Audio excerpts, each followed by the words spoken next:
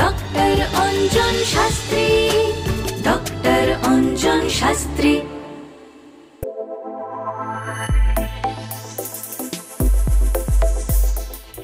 আপনাদের সবাইকে স্বাগত জানিয়ে শুরু করছি জ্যোতিষ অঙ্গনে অঞ্জন। অনেক অনেক স্বাগত তোমাকে। তো প্রেমের ক্ষেত্রে তুমি আমার প্রথমে বলো, এটা কিসের উপর ডিপেন্ড করে যে আমার জীবনে প্রেম আসবে কিনা, কতবার প্রেম আসবে, বা তাতে বিচ্ছেদ ঘটবে কিনা, প্রেমজনিত আমি দুঃখ পাবো কিনা? প্রথমত আমাদের যে জন্ম চার্টটা আমরা দেখি, সেই জন্ম চার্টে আগে দেখতে হবে ফিফথ হাউসকে, অর্থাৎ লগ্ন সাপেক্ষে পঞ্চম ঘর। এই পঞ্চম হাউসের অধিপতি কোন গ্রহ এবং সেই গ্রহটি কোন স্থানে অবস্থান করছে, এবং দেখতে হবে সেই গ্রহটি কোন নক্ষত্রে অবস্থান করছে, কত ডিগ্রিতে অবস্থান করছে। এগুলো দেখলে বুঝতে পারবো যে তার জীবনে কখনো কখনো প্রেম আসতে পারে, বা কারণ সকলের জীবনেই যে প্রেম আসবে এরকম কিন্তু কথা নেই। কারণ এমনও আমি দেখেছি চার যার জীবনে হয়তো প্রেম আসেই না, কারণ তার সেই সংযোগটাই নেই। ঠিক। অর্থাৎ প্রথমত এই সংযোগটা থাকলে জীবনে যে কোনো সময় যে কোনো বয়সে তার জীবনে কিন্তু কোনো প্রেম আসতে পারে। এরপর প্রেমের কারক গ্রহ হচ্ছে শুক্র এবং তার সাথে চন্দ্র গ্রহ। এই শুক্র এবং চন্দ্র গ্রহকেও কিন্তু একটু দেখতে হয়, কারণ শুক্র যেমন আমরা বলি না বিবাহের কারক গ্রহ, প্রেম প্রীতি ভালোবাসা, এগুলো হচ্ছে শুক্রের উপর ডিপেন্ড করে, অর্থাৎ শৌখিন সৌন্দর্য, এটা হচ্ছে শুক্র। আর চন্দ্র হচ্ছে কি মন মানসিকতা, ভাবুকতা, রোমান্স, এটা হচ্ছে চন্দ্রের উপর ডিপেন্ড করে।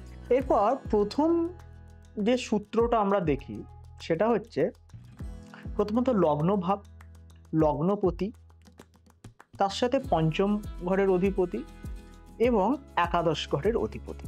এই তিনটে গ্রহ কানেকশনটা দেখতে হবে, এবং এই তিনটে গ্রহ কোন স্থানে অবস্থান করছে, এবং যদি শুভ গ্রহের সংযোগে থাকে তাহলে কিন্তু তার প্রেমজ সম্পর্কের একটা সাকসেস আসবে বা তার সম্পর্কটা এস্টাবলিশড হবে।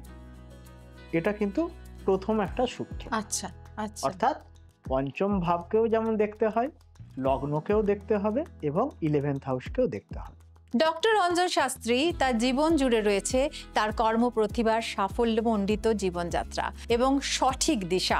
সেই কারণেই ডক্টর অঞ্জন শাস্ত্রী দেশে এবং বিদেশে নানা সম্মানে ভূষিত হয়ে চলেছেন। দেখে নেব তারই এক ঝলক।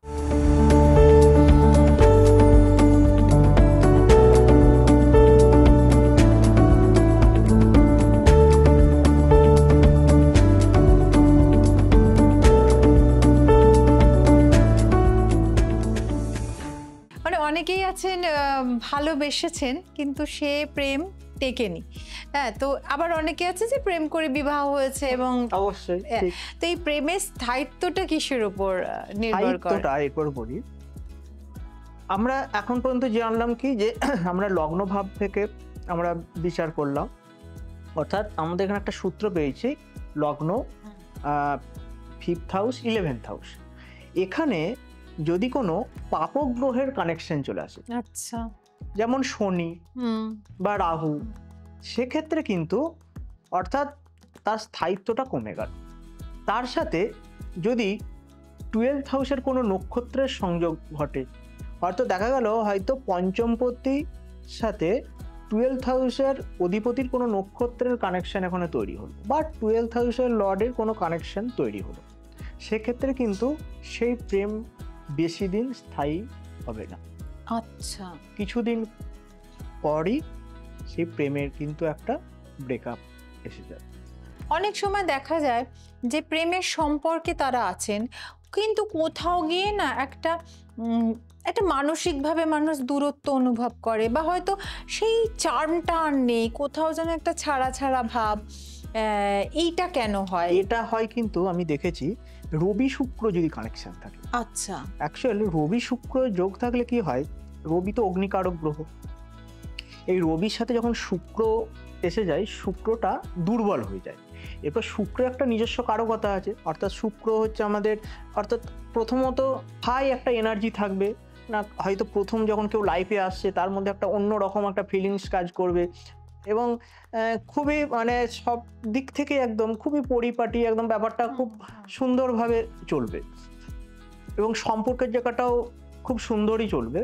তারপরে এই রবি শুক্রের জায়গাটায় কি হয়, রবি যে থাকার কারণে শুক্রটা দুর্বল হচ্ছে, অর্থাৎ ওটা স্থায়ী হয় না। আর শুক্রের যে দুর্বলতার কারণে কি হচ্ছে, ওটা বেশি দিন থাকে না, তার যে মনে তখন একটা ডিসস্যাটিসফ্যাকশন তৈরি হতে, মানে প্রথমটা খুব ভালো লাগলো, তারপরে মনে হচ্ছে না যেন আর ভালো লাগছে, আর যেন নিতে পারছি না, তখন আবার মনে হচ্ছে না আমি মনে হয় ভুল করে ফেললাম, হয়তো এই ব্যক্তির সাথে না হয়ে যদি ওই ব্যক্তিটার সাথে যদি এটা না হলেই ভালো হতো, এই ব্যাপারগুলো কিন্তু তখন চলে আসে। তার মানে এখনকার দিনে যেসব আমরা দেখি, এখন কিন্তু ইয়াং জেনারেশনের মধ্যে এই ধরনের প্রবণতা বা বিচ্ছেদ খুব বেড়ে গেছে।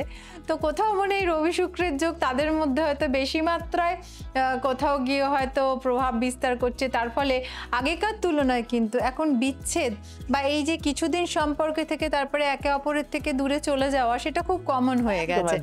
তো অ্যাকচুয়ালি এই যে প্রেমজ যে সম্পর্ক, সেটা নিয়ে আমাদের আলোচনা সবে শুরু হলো, এটার অনেক দিক নিয়ে কিন্তু আমরা আলোচনা করব, অনেক কিছু বাকি আছে, কিন্তু তার সঙ্গে তার জন্য আমাদের সঙ্গে থাকতে হবে, এবং আমাদের এই আলোচনা আমরা যে এগিয়ে নিয়ে যাব সেটার অংশীদার হতে হবে।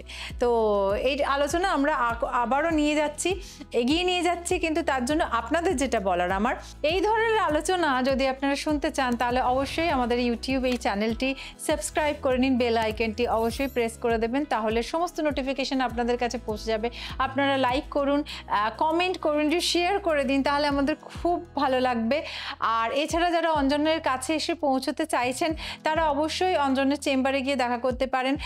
বিভিন্ন জায়গায় চেম্বার আছে, আরামবাগ, বাগুইহাটি এবং রাসবিহারী এভিনিউ, এছাড়া আছে বাঁকুড়া, মেদিনীপুর এবং বর্ধমানে।